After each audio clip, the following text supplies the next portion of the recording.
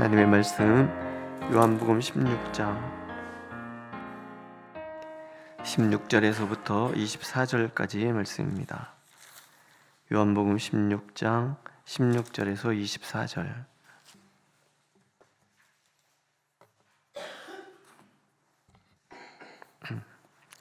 함께 읽겠습니다. 16절.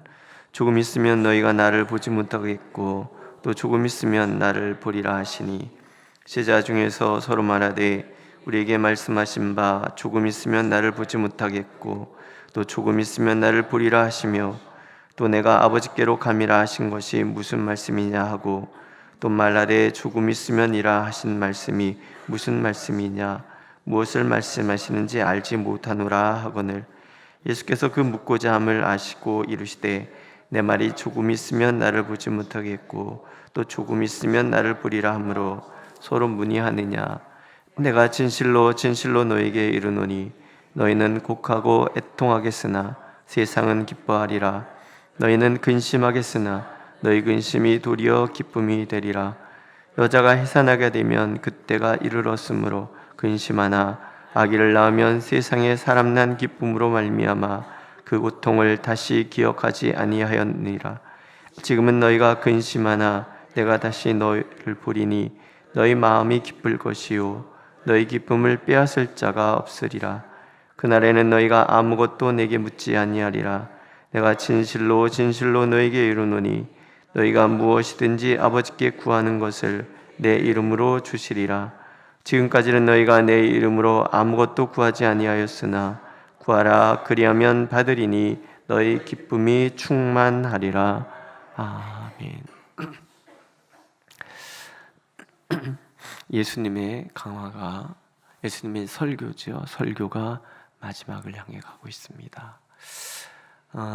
요한복음 1장에서부터 16장까지 주로 예수님의 그 설교가 주로 나타나고 있지요. 그 이야기를 통해서 예수님은 다른 얘기가 아니라 우리의 구원과 구원을 위한 예수 그리스도의 고난과 부활 그것이 우리에게 어떤 영향을 끼치는가에 대해서 우리에게 들려주십니다.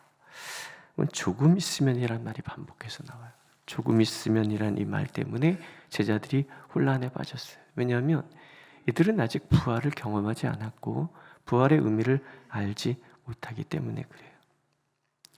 그래서 조금 있으면이 어떤 의미일까를 생각하는데 그 조금 있으면에 대한 이야기를 이제 주님이 하시는 거잖아요. 주님의 고난은 우리에게 슬픔이 될 거예요. 보지 못하겠고 라는 이 말, 보지 못하겠고 조금 있으면 나를 보리라. 고난과 부활의 관계예요. 우리가 어떤 그런 얘기를 들었어요. 죽음은 헤어지기 때문에 슬픈 거지 죽음 자체가 우리에게는 두려움의 대상이 될 수가 없어요. 제가 예언참된 교회에 와서 전에 한 23년 목회하던 것보다 한 6배, 7배 장례식을 많이 치렀어요. 장례식장에 가서 늘 그런 생각을 많이 해요. 슬프잖아요. 우리가 그리스도인이고 우리에게 부활의 약속이 있다는 것 우리 다 알지만 슬픈 거예요. 왜 슬퍼요? 죽음이 두려워서가 아니에요. 헤어지기 때문에 슬픈 거예요. 당분간 보지 못하는 것 때문에 슬픈 거죠. 그래서 보지 못하는 것은 슬픈 거예요. 다시 만날 수 없다는 것은 슬픈 거예요. 그런데 부활은 다시 만날 수 있다는 얘기를 하는 거예요. 조금 있으면 나를 보리라. 너희는 곡하고 애통하겠으나 세상은 기뻐하리라. 예수님의 고난은 세상의 승리처럼 보여요. 예수님을 대적하는 모든 예수 그리스도를 대적하는 모든 일이 하나님이 기뻐하시는 일이라 착각하는 이들에게 또 구원의 은혜를 막아냈다는 어둠의 권세들이 갖는 그 안도감은 세상의 기쁨으로 가득 채울 거라는 거예요. 이 땅에 교회가 사라지면요, 세상은 기뻐할 거예요. 그래서 가능하면 교회를 없애려고 세상은 발버둥쳐요. 예수님께도 그런 거 똑같은 거죠. 유대교는 그리스도인들을 출교하고 박해하는 것이 하나님이 기뻐하시는 일이라고 생각을 해요. 지금도 그러지 않습니까? 팔레스타인인들을 다 죽여 없애는 것이 하나님이 기뻐하시는 일이라고 이스라엘인은 생각을 해요. 팔레스타인 지역에 그리스도인들의 인구가 30에서 40%라고 그래요. 여러분, 이스라엘이 팔레스타인을 다 죽이는 것이 옛날 블레셋 미기는 것처럼 그렇게 생각되세요? 아니에요. 그때 그 블레셋이랑 지금 그 팔레스타인 사람들이랑 다른 사람들이에요. 우린 자꾸 성경 착각해요. 지금 이스라엘이 하나님의 성전을 부린다고 생각해요? 그렇지 않아요. 그들은 예수 그리스도를 십자가에 못 박은 사람들이에요. 그리고 예수 그리스도를 십자가에 못 박고 그리스도를 박해하는 것을 하나님 기뻐하시니라고 착각했던 사람들이 아직도 그 사고에서 벗어나지 못하고 있는 거예요. 우리 코로나 시국에 정부가 교회 못 모이게 했잖아요. 아주 열심히 교회만 못 모이게 얘기했잖아요. 그런 것을 보면서 여러분 어떤 생각이 드세요? 당연한 거예요. 전염병이 확산하기 위해서 교회에서 처음에 대처를 잘못해서 많이 전염병이 확산됐던 건 분명해요. 그러나 좀 지나쳤다는 생각은 안 드세요?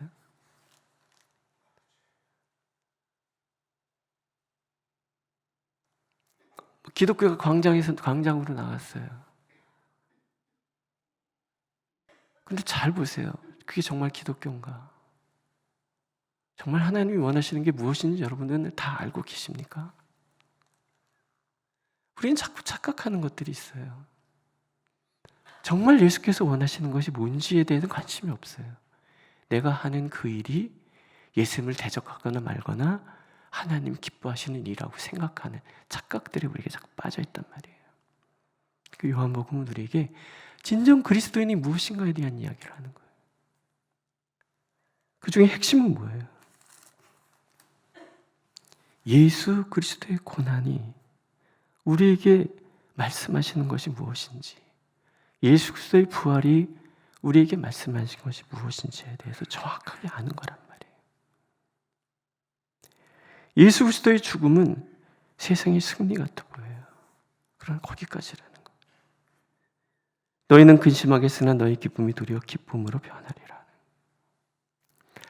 예수 그리스도의 십자가의 고난은 예수님을 사랑했던 모든 사람들에게 근심을 주고 애통하게 만든 거예요. 십자가에서 예수님이 운명하셨을 때 여인들이 가슴을 쳐요. 얼마나 아팠으면 가슴을 쳐요. 그렇게 될 거라는 거예요. 근데 그것으로 끝난다 그러면 제자들에게, 예수님을 사랑했던 사람들에게 영원한 슬픔만 남게 될 거예요. 교회가 박해를 받아요. 수많은 사람들이 그래서 순교를 했어요. 그것으로 끝났다 그러면 슬픔만 남는 거예요. 그러나 우리에겐 또 다른 하나님의 선물이 있잖아요. 그게 부활인 거예요. 고난을 이기시고 마침내 하나님께서 우리에게 주시고자 하셨던 이 구원의 놀라우신 은혜, 진정 모든 갈등이 떠나고 하나 되고 회복시켜 주시는 그 놀라우신 은혜, 그 놀라운 은혜가 우리에게 다시 주어질 거라는 거예요. 아이가 태어날 때 예수님 이렇게 비유를 들잖아요. 여자가 해산할 때 그 고통 때문에, 정말 남자들은 모르잖아요. 그런 거 정말 몰라요. 정말 모르고, 저 이제 아이들 태어날 때 3번 다 그 태어날 때 그 옆에 가서 이렇게 있었는데 옆에도 못 들어가죠. 바깥에서 서서 기다리는데 오죽하면 나 무통주사 놔달라고 막 애걸복걸하는 이런 모습, 예? 얼마나 아프면 그 얘기하잖아요. 다 아시죠? 뼈가 다 뒤틀린다고. 뼈가 다 뒤틀리는 고통 속에 아이들이 태어난다고. 우리도 우리 어머니에게 그런 고통 주고 태어났고, 우리 아이들도 어머니에게 그런 고통 주고 태어났고. 그런데 아이가 태어나서 1시간만 지나면 다 잊어버리잖아요. 애가 태어난 기쁨 때문에 이 아버지들은 바보같이 해볼래 해갖고 내 애기 태어났다고 막 이러잖아요.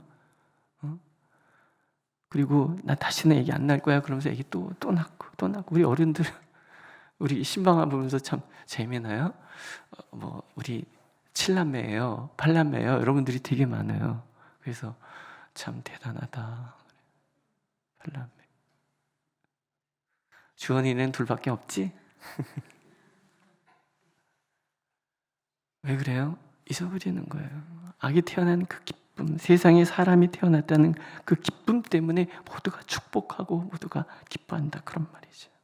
마찬가지로 예수님의 고난은 바로 해산의 고통과 같은 그런 것이고 예수님의 부활은 아기가 태어난 것 같은 그런 기쁨이라고 예수님이 말씀하세요.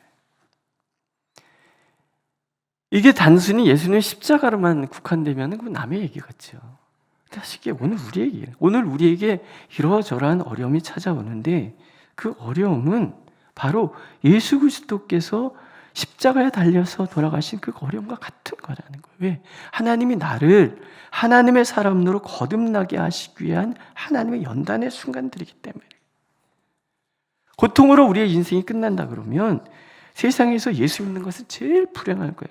바울 사도가 그런 얘기를 해요. 부활이 없다면 어떤 문제가 생기는가? 먼저 그리스도께서 다시 살아나신 일이 없으면 너의 믿음도 헛되고 너희가 여전히 죄 가운데 있을 것이요 또한 그리스도 안에서 잠자는 자도 망하였으리니 만일 그리스도 안에서 우리가 바라는 것이 다만 이 세상의 삶뿐이면 모든 사람 가운데 우리가 더욱 불쌍한 자이리라. 부활이 없다면 첫째, 우리의 믿음은 헛된 거예요. 속량의 은혜도 없어요. 그리스도 안에서 잠자는 자들은 다 망한 사람들이에요. 예수 믿다가 죽은 사람들은 다 망한 사람들이에요. 또 우리는 불쌍한 사람들. 아니 이 토요일 날 이 새벽에 잠 안 자고 나오는 거.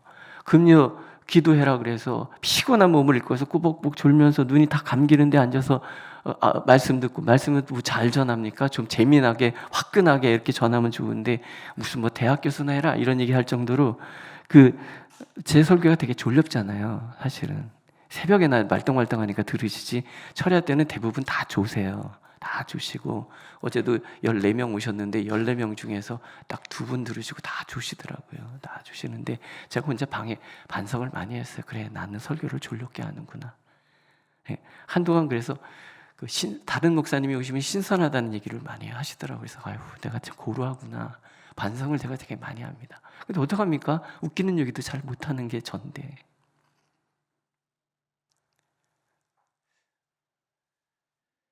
정말 우리 불쌍한 사람들이에요. 저렇게 고루한 목사님의 졸려온 설교를 앉아서 꾸벅꾸벅 졸면서 들고 있는 것 자체가 불쌍한 일이고 저는 목사로서 만약에 부활이 없다면 저만큼 사기꾼이 어디 있습니까?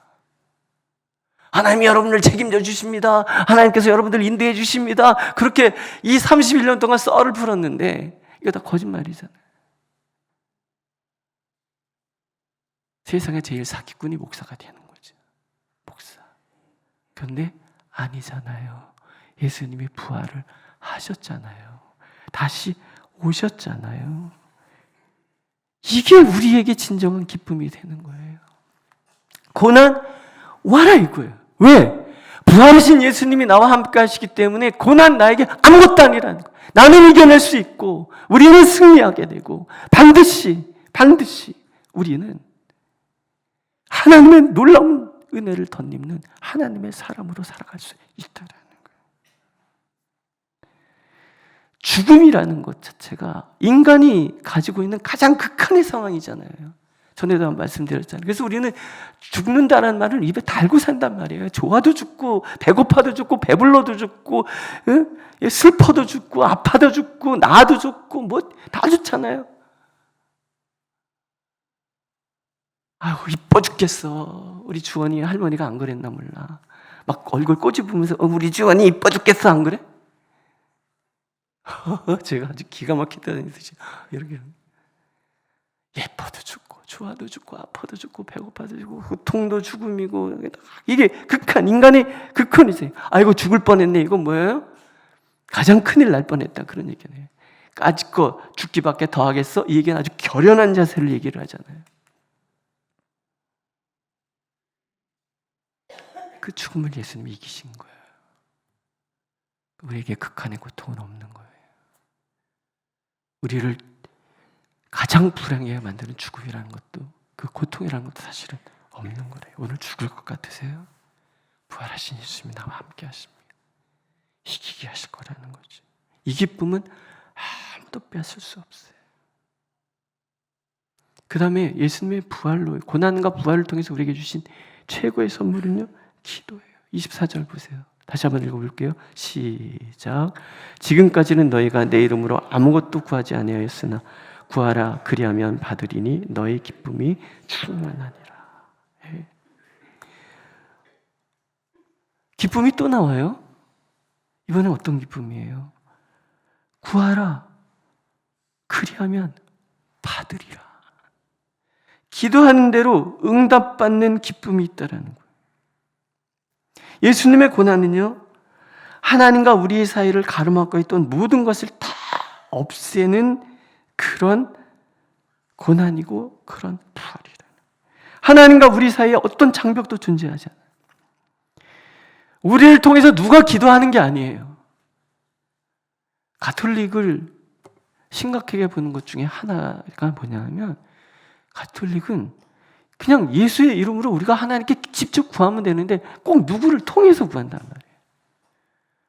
성모 마리아여, 우리 성자 예수님께 말씀하셔 주셔서 내 기도를 응답시켜 주십시오. 어머님이 잘 얘기하면 아드님이 들으신다고 생각해서. 그런 거가 다 틀린 거예요. 왜? 그 얘기가 왜 나왔는지 알아요? 꼭 목사가 기도해야지 하나님이 복을 주신다라는 그런 생각이 깔려있기 때문에 그런 거예요. 그러니까 여러분들이 저한테 와서 목사님 기도해 주세요. 기도해 주세요. 중보 기도는 필요하지만 목사님이 기도해 주어야 이 문제가 해결될 거라고 생각한다는 마음으로 목사에게 기도를 부탁한다. 그럼 그거는 성모 마리아요 라고 기도한 거랑 똑같은 거라는 거예요. 뭐라 그래요? 너희가 내 이름으로 무엇이든지 구하라. 그리하면 받을 것이라. 목사도 필요 없고 아무도 필요 없어. 오직 하나님과 나만의 이것만 있는 거예요. 왜? 예수께서 다 이루셨으니까. 하나님과 우리를 가로막고 있는 그 어떤 것도 존재하지 않도록 예수께서 다 만들어 놓으셨으니까, 예수께서 다 이루셨다라고 외칠 때는 이 모든 것이 다 완성되었다라는 거예요. 이 하나님의 모든 것이 나에게로 되는 그 복의 길이 확장 열렸고, 언제든지 그 길을 향해서 우리는 하나님께 나가고, 언제든지 하는 그 길을 통해서 우리를 찾아오시고, 이런 친밀한 관계. 그러니까 기도할 때마다 하나님은 주실 것이고 신나는 거죠. 신나는 거. 기도의 맛이라는 얘기 많이 하셨고 들어오셨잖아요. 기도의 맛을 알아. 뭐예요? 하나님께 기도할 때마다 응답하시는 하나님의 그 즐거움을, 이 기쁨, 예수님 말씀하시는 이 기쁨이 충만하리라, 이 약속이 날마다 이루어지는 복을 우리는 누리게 되는 거예요. 기도가 그런 거라는 거죠. 기도의 자리가 그래서 마지못해 나오는 자리가 돼서는 안 되죠. 기도는 즐거움인 거예요. 기쁨인 거예요. 오늘 나를 죽을 것 같은 그런 어떤 그런 문제조차도 사실 기도하면서 다 해결되는 그 기쁨을 누리는 자리가 기도의 자리. 무엇으로요? 예수님이 십자가에서 당신의 목숨을 내어주시고 예수께서 다시 부활하심으로 우리에게 준 선물. 이 요한복음이 쓰여진 상황은 로마 정부의 핍박이 극에 달한 상황이에요. 수많은 사람들이 예수 믿는다는 것에 죽어나가는 거예요. 유대교에서는 출교를 결정을 했어요. 그리스도인들은 다 죽여도 괜찮다라고 얘기해요. 그런 상황에서 사람들이 배교하는 거예요. 교회를 떠나는 거예요. 너무 힘드니까. 그런데 그런 우리에게 요한을 통해서 하나님 말씀하신 그렇지 않다라는 거예요. 예수 믿는다는 것은 죽음조차도 뛰어넘는 그런 기쁨을 갖는 것이고, 예수를 믿는다는 것은 하나님과 직접적인 교제를 통해서 하나님을 만나고 하나님의 능력을 소유하고 하나님의 능력을 경험하고 내 삶 속에 불가능이라고 생각했던 모든 것을 뛰어넘어서 가능함을 이루고 그래서 세상을 정복하고 다스리는 하나님의 사람으로 거듭나는 순간이라는 것을 우리가 알기를 원하신다. 그래서 기도하는 거예요. 오늘부터는요, 기도가 막 재밌어지시기를 축복합니다. 기도하면서 막, 야, 나 예수 정말 잘 믿었어. 이 막 감격이 막 내 입속에서 막 튀어나오기를 축복합니다.